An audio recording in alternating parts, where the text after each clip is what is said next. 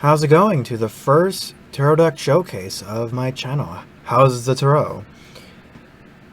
Today we're going to be looking at a pretty standard deck, and this is was actually my first tarot deck I bought about not a couple years ago. I want to say about half a year ago, and that is the tarot cards, pocket size tarot cards,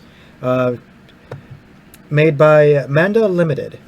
The price on this was $19.38 on Amazon. I'll provide a link below to where you can buy this if you so choose. So let's begin. Obviously, the appeal to this is it's a very traditional and beginner tarot deck that's very small in size. Meant to fit in your pocket, a bag, or some other things. It's easy to carry, and after playing with this one for a while, it does its job pretty well. You can really bring this thing in I wouldn't bring it out of public in front of people, right? But it's definitely like if you are bored and you want to just kind of fiddle with something, this is a good deck. So let's begin with the box. The box is some sort of hard cardboard, and it opens up like so. And it's very sturdy. It has a magnetic seal on it, so it stays shut. Can't really open. Oh, not unless you put it upside down. That's all good. Let's put the cards back here. The cards actually fit in it really well and slide in. Let's take the little booklet aside. And I like this little ribbon here to kind of lift the deck out and take it out. So I'm going to put this here next to the booklet. Just making sure you can be all seen. Yep. So because the card box is pretty decent quality. Nothing amazing or fantastic. Hard plastic, but no specific art or any interesting text. I'm going to give this a solid 3 out of 5 for the box score. Moving on to the booklet, which is attached. This is a little cute, again, hand-sans booklet that has pretty readable text. It's separated by the major and minor arcana, respectively. Even has kind of a how-to for several different readings you can do, and I reference this every time when I'm practicing with any of my other decks. This is paperish, and it is kind of stapled shut, and it's not really huge or really well versed, or not well organized. Well, it's separated in chapters, but in my opinion, I think it would be nice for the text to be a bit bigger. Just a little bit, or maybe include some other cool information. But overall, I'll give this book a solid 3 out of 5 as well. So I'm going to put this here. And this does come with the little how did we do and contact information. Kind of a clever way of doing a business card. Thank you for your purchase. You're very welcome. I'm going to put this in the box since it's not going to be relevant. Oh. Next is the card score. How do the cards go? Well, they're pretty small, and usually I would nick it for that. But again, you bought the pocket size edition or pocket size tarot card, so there's no reason for me to criticize that. I got what I wanted, or I got what I bought for, you know. The back of it, you can play in reverse, no problem. I actually do enjoy how sturdy the cards are. They're not very flimsy at all. And when you play down, they lay flat. On at least my deck, at least on my setup here. My biggest gripe with this deck, though, is I like when my cards are very. I like when there's not a lot of friction between the cards when I shuffle through. This got a lot better, but when I first got it, the friction between each card was really bad. Now it's a little bit better, but not as much as I would like it. So with this in mind, I know we're going with 3-3 so far, but I'm going to give it a 3 out of 5. So far, this is becoming a very good average deck. Let's see. Next would be the art score. The art on this is, well, very traditional. It's the classics. What more can you say, you know? It's the classics done well. I think it's the classics done pretty well, though. it's very, if you like the novelty of the kind of more kind of the more printed style, I mean, that could work for you. Again, if this was I bought this because of how original it is to the source art material. So I think that's really cool. All the number are kind of easier in Roman numeral, and I'm still learning Roman numeral a little bit, and the tarot deck helps me understand that, but I like that. Let's see, anything else about it? One little nitpick, and it's not really worth going against its art score, is I notice, and you may notice it too, that's there's no real outline except for the black box, but even the black box shifts slightly to the left or slightly to the right per card. It's like it was like it was just kind of print, move, etc. So they're not centered. Not all of them aren't centered in the same way as each other, which it's not a big deal, but it's just something to note.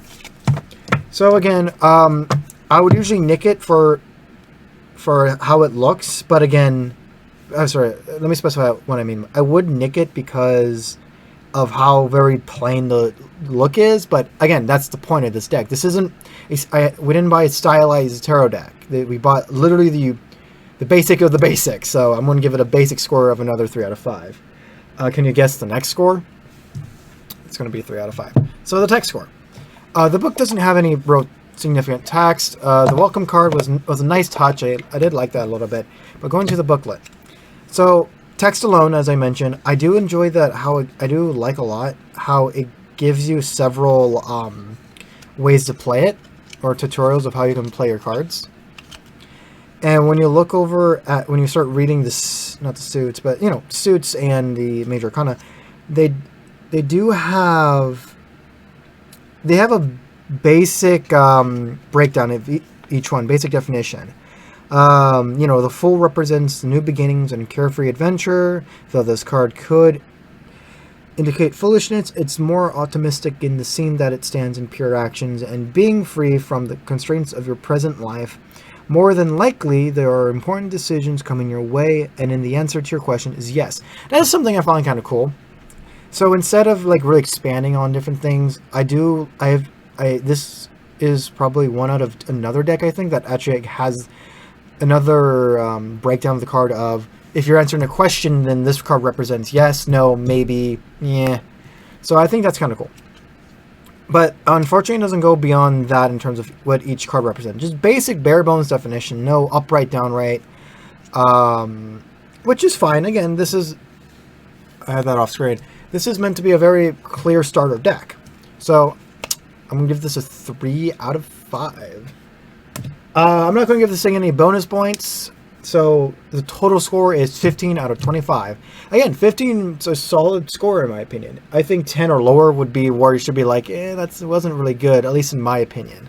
So now it's going to do the showcase. So with these showcases, I'm going to just reveal the 22 major and each of the suits. And I'm going to organize them ahead of time because I'm just like that. Nope. So, got Ace of Swords, Ace of Wands getting ready, and by default, Ace of Pentacles. Alright, is it all visible? A little bit. Gotta lower these down. I'm still getting used to this setup and where the camera is. I have some guides in place to help that out, but I'm still learning. Okay, cool. So, starting with the major arcana, I'm just going to go one at a time. The Fool, the Magician, the High Priestess, the Empress, the Emperor, the Hierophant, the Chariot, the Lovers, the Hermit, Strength, Wheel of Fortune, Justice, Death, the Hanged Man, Temperance, the Devil, the Tower, the Star, the Moon, the Sun, Judgment, and the World. Overall, it's hard to say because these are just the bare bone classics, but I'm a sucker for the Hangman. I always like the Hangman's look. The Magician, I like the Magician a lot because he has all of the suits on his desk. So you got wands, swords, cups, and pentacles. But yeah, I'll probably have more comments about future decks, but that's all I really have to say. Ace of Cups, or rather, Suit of Cups, starting with the Ace. Ace of Cups, Two of Cups, Three of Cups, Four of Cups, 5, 6, 7, 8, 9, 10, Page of Cups, Knight of Cups, Queen of Cups, and King of Cups. I'm not too familiar. I'm still learning the suits individually, so I'm not going to have any major comments on the looks of it. But I think all the designs on the classics of all the suits, for a matter of fact, are cool. Are really cool, in my opinion. Especially now that you understand the meanings, that you can kind of look at the card and go, oh, I can see how that would translate to that. I like that a lot. Alright, moving on to the Suit of Swords. Ace of Swords. Two of Swords. 3, 4, 5, 6, 7, 8, 9, 10. Page of Swords, Knight of Swords, Queen of Swords, and King of Swords. Alright, moving on to Wands. Ace of Wands, Two of Wands, 3, 4, 5, 6, 7, 8, 9, 10, 11, 12. Oh, what am I saying? Oh, my bad. Page of Wands, Knight of Wands, Queen of Wands, and King of Wands. Apologies, it's a little late right now. Lastly, Pentacles. Ace of Pentacles, Two of Pentacles, 3, 4, 5, 6, 7, 8, 9, 10, 11, 12. Again, I did the same thing. I'm so sorry. Page of Pentacles, Knight of Pentacles, Queen of Pentacles, and King of Pentacles. I apologize for that again, but you know, this is all a learning experience for myself.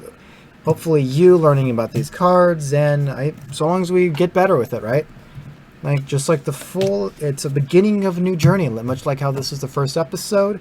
This is the first of this channel, aside from the introduction video, but see, whatever.